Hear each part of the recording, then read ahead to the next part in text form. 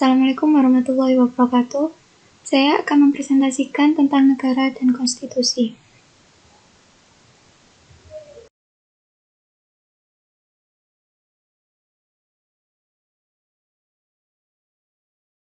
Tahukah kalian apa itu negara?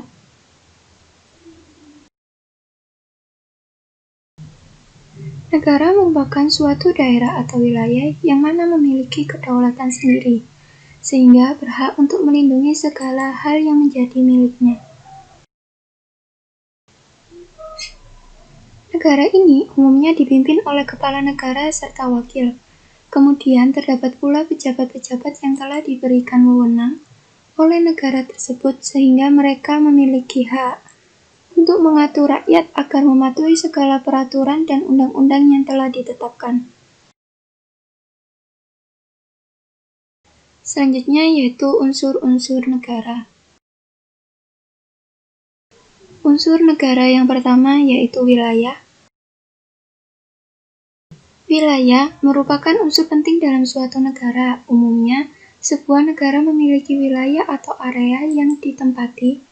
Wilayah ini memiliki batas teritorial dan menjadi hak negara tersebut, sehingga berhak untuk dilindungi, dan wilayah ini terbagi ke dalam 3 bagian, yaitu darat, laut, dan juga udara.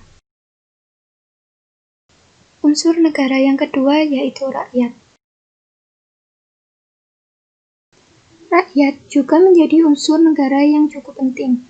Rakyat atau penduduk ini merupakan orang-orang yang mendiami wilayah dalam suatu wilayah dalam sebuah negara, serta menempati di dalamnya. Unsur negara yang ketiga yaitu pemerintahan. Pemerintah adalah lembaga yang memiliki kekuasaan tertinggi dalam negara. Pemerintah berhak membuat peraturan atau undang-undang dan membentuk segala hal yang berkaitan dengan jalannya pemerintahan atau negara tersebut. Unsur negara yang terakhir yaitu pengakuan kemerdekaan oleh negara lain. Pengakuan kemerdekaan oleh negara lain, suatu negara wajib memiliki kemerdekaan yang diakui oleh negara lain. Hal ini sangatlah penting agar dapat mencegah suatu ancaman serta penjajahan atau campur tangan negara lain dalam negara tersebut. Selanjutnya, saya akan menjelaskan tentang fungsi negara. Yang pertama yaitu mewujudkan kemakmuran dan kesejahteraan. Yang kedua, menegakkan keadilan. Dan yang ketiga, menciptakan keamanan dan ketertiban. Dan yang keempat, membentuk pertahanan negara. Mari kita bahas satu persatu. Yang pertama, mewujudkan kemakmuran dan kesejahteraan. Salah satu hal yang dilakukan atau diupayakan oleh pemerintah adalah mewujudkan kemakmuran dan kesejahteraan rakyat. Sebenarnya, ada banyak hal yang harus dilakukan agar rakyat makmur dan sejahtera. Namun, 2 faktor yang cukup penting untuk mewujudkan adalah kemakmuran dan kesejahteraan rakyat dalam hal ekonomi dan sosial.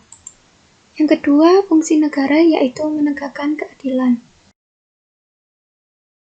Keadilan juga merupakan hal yang wajib diciptakan dalam suatu negara. Keadilan ini diwujudkan untuk rakyat agar rakyat merasa aman dan sejahtera. Keadilan harus diwujudkan dalam berbagai aspek kehidupan bermasyarakat. Untuk menegakkan keadilan ini, umumnya dibentuk suatu undang-undang peradilan, sehingga akan semakin mudah untuk menegakkan keadilan tersebut. Yang ketiga, fungsi negara yaitu menciptakan keamanan dan ketertiban. Di dalam suatu negara tentunya wajib menjaga keamanan dan ketertiban agar dalam kehidupan masyarakat dapat berjalan dengan selaras dan baik. Dalam hal ini, tentunya negara wajib membentuk pihak-pihak tertentu yang diberikan wewenang khusus untuk membantu mewujudkan keamanan dan ketertiban tersebut. Yang keempat, fungsi negara yaitu membentuk pertahanan negara. Agar kehidupan dalam bermasyarakat dapat berjalan dengan baik dan aman, maka pertahanan negara perlu diciptakan. Pertahanan negara perlu dibentuk untuk melindungi negara dari berbagai ancaman yang dapat mengancam kelangsungan hidup rakyat dan negara tersebut. Selanjutnya, saya akan menjelaskan tujuan negara.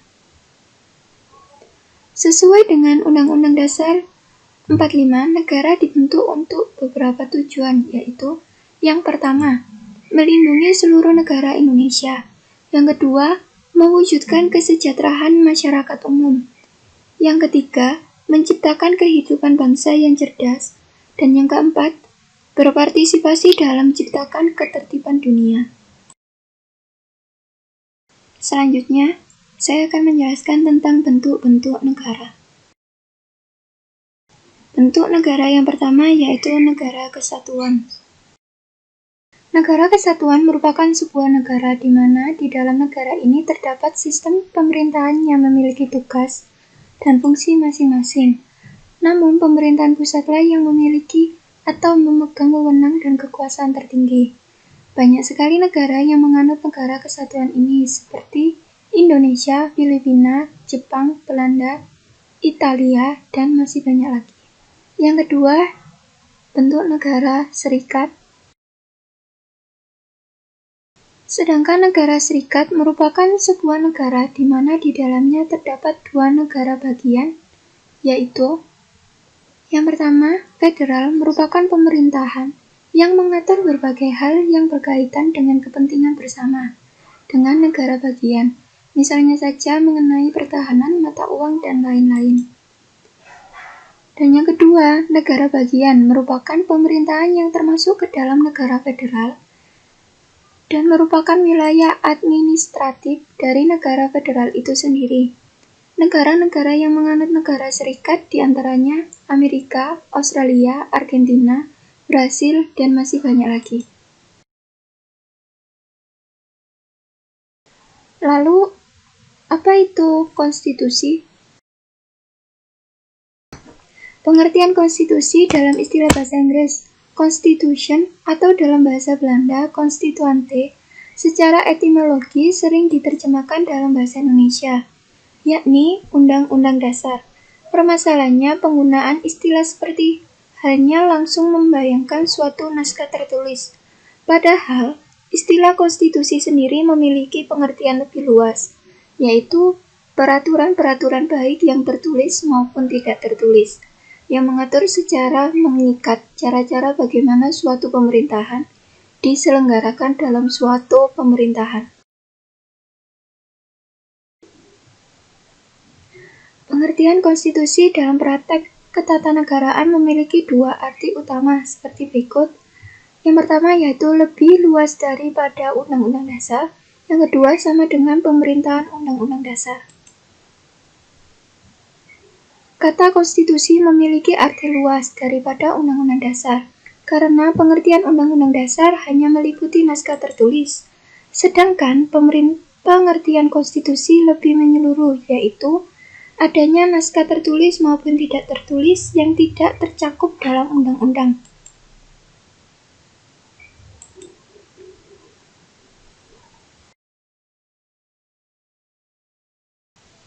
Para penyusun Undang-Undang Dasar 1945 menganut arti konstitusi lebih luas daripada Undang-Undang Dasar, sebab penjelasan dalam Undang-Undang Dasar 1945 dikatakan undang-undang suatu negara ialah hanya sebagian dari hukum dasar negara itu. Undang-Undang Dasar adalah hukum tertulis. Di samping itu, Undang-Undang Dasar berlaku juga hukum dasar yang tidak tertulis, yakni aturan-aturan dasar yang timbul dan terpelihara dalam praktek penyelenggaraan negara, meskipun tidak tertulis. Namun dalam masa Republik Indonesia Serikat 27 Desember 1949 sampai 17 Agustus 1950, penyusun konstitusi RIS menerjemahkan secara sempit istilah konstitusi sama dengan Undang-Undang Dasar. Undang-Undang 1945 sebagai Konstitusi Negara Indonesia. Konstitusi Negara Indonesia adalah Undang-Undang Dasar 1945 yang untuk pertama kalinya disahkan oleh Panitia Persiapan Kemerdekaan Indonesia atau PPKI pada tanggal 18 Agustus 1945.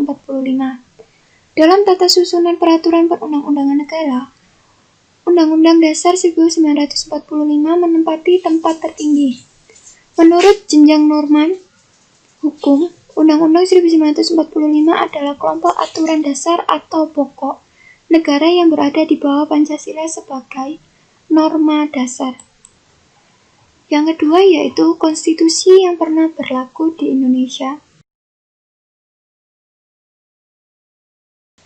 Dalam sejarahnya, sejak proklamasi 17 Agustus 1945 hingga sekarang di Indonesia telah berlaku 3 macam undang-undang dasar dalam 4 periode, yaitu sebagai berikut.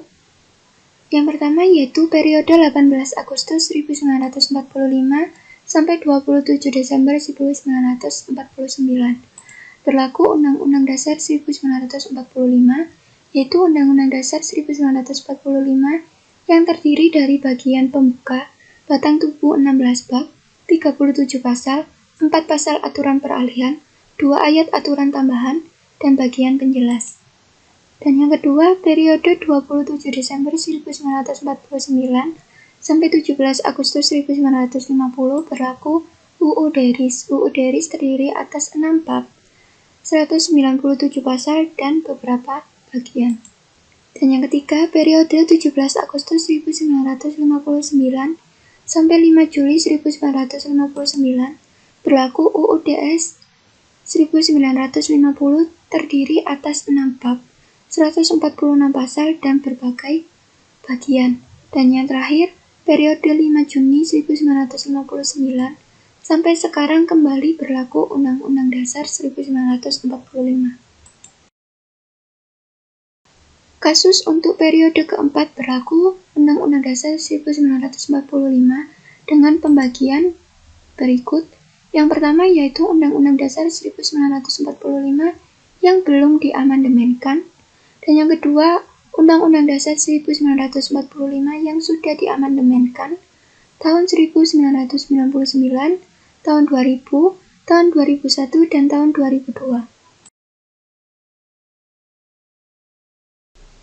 Amandemen tersebut adalah Amandemen ke-1 pada Sidang Umum MPR disahkan 19 Oktober 1999. Yang kedua, Amandemen kedua pada Sidang Tahun MPR disahkan 18 Agustus 2000. Yang ketiga, Amandemen ketiga pada Sidang Tahun MPR disahkan 10 November 2001. Dan yang keempat, Amandemen keempat pada Tahun MPR disahkan 10 Agustus 2002. Sidang PPKI pertama berlangsung tanggal 18 Agustus 1945 yang menghasilkan 3 keputusan penting, yaitu sebagai berikut. Yang pertama, mengesahkan rancangan pembukaan Hukum Dasar Negara dan Hukum Dasar sebagai Undang-Undang Dasar Negara Kesatuan Republik Indonesia. Yang kedua, memilih I.R. Soekarno dan Drs. Muhammad Hatta sebagai Presiden dan Wakil Presiden. Dan yang ketiga, membentuk sebuah Komite Nasional Indonesia Pusat KNIP untuk membentuk presiden. PPKI sudah mendapatkan naskah rancangan hukum dasar yang dihasilkan oleh BPUPKI. Beberapa perubahan tersebut antara lain, yang pertama, istilah hukum dasar diganti dengan undang-undang dasar, dan yang kedua, kata mukadimah diganti menjadi pembuka, dan yang ketiga, dalam suatu hukum dasar diubah menjadi dalam suatu undang-undang dasar, dan yang keempat, diadakannya ketentuan tentang perubahan Undang-Undang Dasar yang sebelumnya tiada. Dan yang kelima, rumusan ketuhanan dengan kewajiban menjalankan syariat Islam bagi pemeluk-pemeluknya diganti menjadi ketuhanan yang Maha Esa. Penetapan Undang-Undang Dasar 1945 sebagai Konstitusi Negara Republik Indonesia oleh PPKI dilakukan dalam 2 tahap, yaitu yang pertama, pengesahan pembukaan Undang-Undang Dasar Negara Republik Indonesia yang terdiri dari 4 alinea, dan yang kedua pengesahan batang tubuh Undang-Undang Dasar Negara Republik Indonesia terdiri atas 16 bab, 37 pasal, 4 pasal aturan peralihan, dan 2 ayat aturan tambahan. Setelah penetapan berdasarkan hal itu, maka naskah Undang-Undang Dasar Negara Indonesia Nomor 7 tanggal 15 Februari 1946 terdiri atas 1. Pembukaan, kedua batang tubuh, dan ketiga penjelas. Undang-Undang Dasar Negara Republik Indonesia 18 Agustus 1945 hanya berlaku dalam waktu singkat, yaitu mulai tanggal 18 Agustus 1945 sampai 27 Desember 1949. Sejak 27 Desember diberlakukan Undang-Undang Dasar baru disebut Konstitusi Republik Indonesia Serikat atau KRIS tahun 1949. Konstitusi Republik Indonesia Serikat (KRIS) atau Undang-Undang RIS 1949 berlaku dari tanggal 27 Desember 1949 sampai tanggal 17 Agustus 1950. Bangsa Indonesia kembali ke bentuk negara kesatuan. Dengan demikian, Undang-Undang RIS 1949 tidak diberlakukan lagi. Indonesia kembali ke bentuk negara kesatuan yang dituangkan dalam Undang-Undang Federal Nomor 7 Tahun 1950 tentang perubahan Konstitusi Republik Indonesia Serikat menjadi Undang-Undang Dasar Sementara Republik Indonesia. Konstitusi ini yang menyusun Undang-Undang Dasar yang bersifat tetap. UUDS 1950 terdiri atas yang pertama, Mukadimah yang terdiri dari 4 ayat, yang kedua, batang tubuh yang terdiri atas 6 bab dan 164 pasal, dan yang ketiga, bentuk negara kesatuan dan bentuk pemerintahan republik, dan yang keempat, sistem pemerintahan dalam parlementer menurut UUDS 1950, dan yang kelima, adanya badan konstituante yang akan menyusun undang-undang dasar tetap sebagai pengganti dari UUDS 1950. Undang-Undang Dasar Sementara 1950 tidak berhasil menyelesaikan tugasnya. Situasi ini kemudian memicu munculnya dekret yang berisi yang pertama, menetapkan pembubaran konstituante, dan yang kedua, menetapkan berlakunya Undang-Undang Dasar 1945 dan tidak berlakunya lagi UUDS 1950, dan yang ketiga, pembentukan MPRS dan DPAS.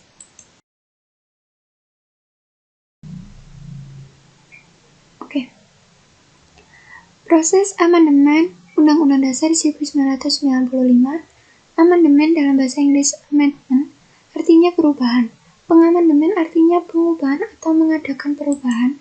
Istilah amandemen sebenarnya merupakan hak, yaitu hak parlemen untuk mengubah atau mengusulkan perubahan rancangan undang-undang. Perkembangan selanjutnya, muncul istilah amandemen Undang-Undang Dasar yang artinya perubahan Undang-Undang Dasar. Istilah perubahan konstitusi itu sendiri mencakup dua pengertian, yaitu yang pertama amandemen konstitusi dan yang kedua pembaruhan konstitusi. Dalam hal amandemen konstitusi, perubahan yang dilakukan merupakan adendum atau sisipan dari konstitusi yang asli. Konstitusi yang asli tetap berlaku, adapun bagian yang diamandemen merupakan atau menjadi bagian dari konstitusinya. Naskah perubahan merupakan bagian yang tak terpisahkan dari Undang-Undang Dasar Negara Republik Indonesia tahun 1945. Dengan demikian, naskah Undang-Undang Dasar 1945 kita terdiri atas yang pertama, naskah asli Undang-Undang Dasar 1945, yang kedua, naskah perubahan pertama Undang-Undang Dasar 1945, yang ketiga, naskah perubahan kedua Undang-Undang Dasar 1945, yang keempat, naskah perubahan ketiga Undang-Undang Dasar 1945, dan yang kelima, naskah perubahan keempat Undang-Undang Dasar 1945. Naskah Undang-Undang Dasar 1945, perubahan pertama, kedua, ketiga, dan keempat tersebut tertuang dalam putusan MPR tentang Undang-Undang Dasar 1945 dan perubahannya. Dengan amandemen tersebut, maka konstitusi negara Undang Dasar 1945 menjadi lebih lengkap dan bertambah jumlah pasal-pasalnya. Isi Undang-Undang Negara Republik Indonesia tahun 1945, Undang-Undang Dasar 1945 sekarang ini hanya terdiri atas dua bagian, yaitu bagian pembuka dan bagian pasal-pasal. Bagian pembuka pada umumnya berisi pernyataan luhur dan cita-cita dari bangsa yang bersangkutan. Pembukaan Undang-Undang Dasar 1945 berisi 4 alinea sebagai pernyataan luhur bangsa Indonesia. Selain berisi pernyataan, ia juga berisi cita-cita dan keinginan bangsa Indonesia dalam bernegara. yaitu menciptakan masyarakat merdeka, bersatu, berdaulat, adil, dan makmur. Setiap alinea pembukaan Undang-Undang Dasar 1945 memiliki makna dan cita-cita tersendiri sebagai satu kesatuan. Oke, selanjutnya materi yang terakhir, Sistem Ketatanegaraan Indonesia. Sistem Ketatanegaraan Indonesia menurut Undang-Undang Dasar 1945 adalah yang pertama, bentuk negara kesatuan. Undang-Undang Dasar 1945 menetapkan bahwa bentuk susunan negara Indonesia adalah kesatuan, bukan serikat atau federal. Dasar penetapan ini tertuang dalam pasal 1 ayat 1 Undang-Undang Dasar 1945 yang menyatakan negara Indonesia ialah negara kesatuan yang berbentuk republik. Dan yang kedua yaitu bentuk pemerintahan republik. Undang-Undang Dasar 1945 menetapkan bahwa bentuk pemerintahan Indonesia adalah republik, bukan monarki atau kerajaan, yang tertuang pada pasal 1 ayat 1 Undang-Undang Dasar 1945 yang menyatakan negara Indonesia ialah negara kesatuan yang berbentuk republik. Berdasarkan pasal tersebut dapat diketahui bahwa kesatuan adalah bentuk negara, sedangkan republik adalah bentuk pemerintahan. Dan yang ketiga, sistem pemerintahan presidensial. Berdasarkan ketentuan dalam Undang-Undang Dasar 1945, Indonesia menganut sistem pemerintahan presidensial. Secara teoritis, sistem pemerintahan dibagi dalam dua klasifikasi besar, yaitu sistem pemerintahan parlementer dan sistem pemerintahan presidensial. Oke, sekian presentasi dari saya. Apabila ada salah kata, mohon dimaafkan. Wassalamualaikum warahmatullahi wabarakatuh.